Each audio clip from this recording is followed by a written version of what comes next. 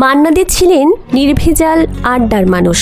যখন বন্ধু বান্ধব কাছের মানুষদের সঙ্গে আড্ডা চলত, তখন বাইরের দুনিয়ার কোনো হস্তক্ষেপ তিনি একদমই পছন্দ করতেন না।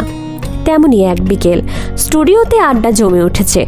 ঠিক সেই সময় এক পরিচিত গীতিকার এসে হাজির, হাতে একটা খাতা। সোজা মান্নাদের দিকে এগিয়ে এসে বললেন, আপনার জন্য একটা গান লিখে এনেছি। মান্না দে খাতা হাতে নিয়ে চোখ বুলিয়ে বললেন, হ্যাঁ, বেশ ভালোই তো লিখেছেন। এ পর্যন্ত সব ঠিকঠাক চলছিল, কিন্তু এরপর ভদ্রলোক আর নিজেকে সামলাতে পারলেন না। চোখে মুখে অদম্য উৎসাহ নিয়ে বললেন, এই গানের একটা সুরও আমি তৈরি করেছি, আপনাকে শোনাই। মান্না দে তখনও কিছু বলেননি, কিন্তু তিনি আর সুযোগ দিলেন না। সরাসরি শুরু করে দিলেন গান গাইতে। গান গেয়ে শেষ করে দাঁড়িয়ে রইলেন, মুখে একরাশ আত্মতুষ্টি।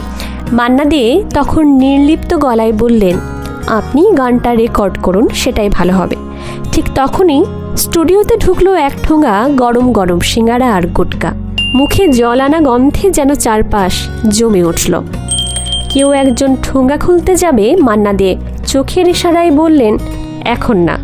ভদ্রলোক কিছুক্ষণ বসে থেকে চলে গেলেন। তার পায়ের শব্দ মিলিয়ে যেতেই মান্না দে হেসে বললেন, এবার সবাই সিঙ্গারা খান, যাও আসছে। একজন হালকা হাসিতে বলল, সিঙ্গারা তো একদম ঠান্ডা হয়ে গেছে মান্নাদা।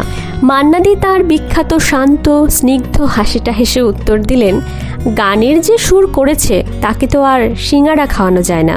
গান, গল্প, রসবোধ এই ত্রিভুজেই ছিলেন মান্না দে। সুর নিয়ে যেমন ছিলেন আপসীন, আড্ডায়ও ছিলেন নির্ভুল কৌতুকের রাজা। নমস্কার, আমি মন্দিরা। ভিডিওটি ভালো লাগলে লাইক, শেয়ার, সাবস্ক্রাইব করে পাশে থাকার অনুরোধ রইল।